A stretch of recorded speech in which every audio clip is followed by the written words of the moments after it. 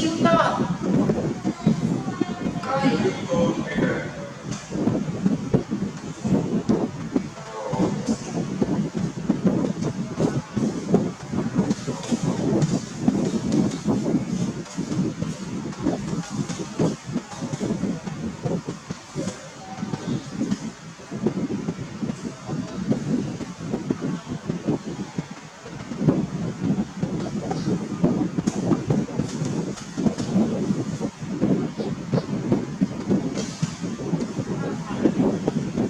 Sim to.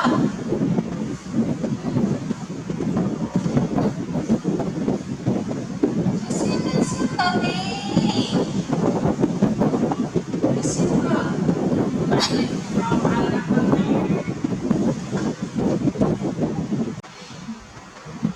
Thằng ồn đi con.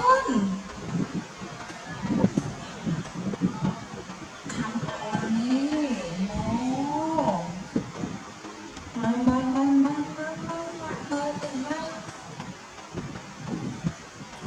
Sim to. Hai betul apa? Tony. Tony.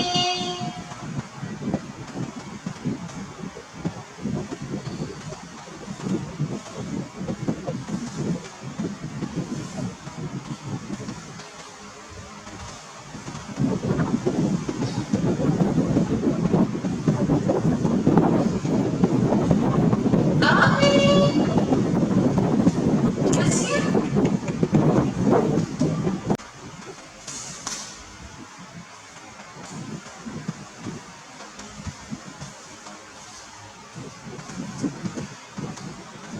Sim.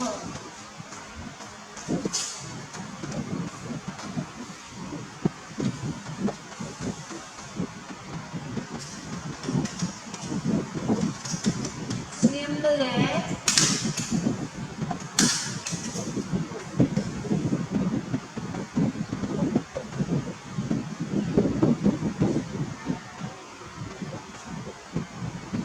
Coi. Coi lên nha. Coi. Coi.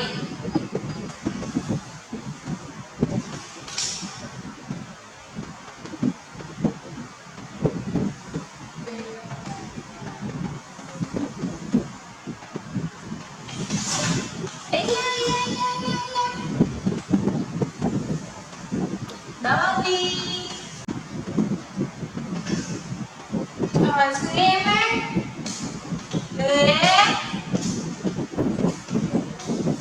Rồi xem. Mà vừa còn mà cho xanh, cho xanh. Cho người ta, cho xanh. Cho lại cái đó.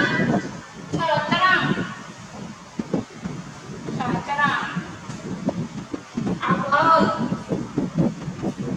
Ông ơi mà. Ông ơi. Anh khăn ôn tê. Dễ. Hả? Lửa. Dễ. Ôi khó, ôi khó. Quay nè. Hey. Quay nè. Quay nè. Nè. Quay nè.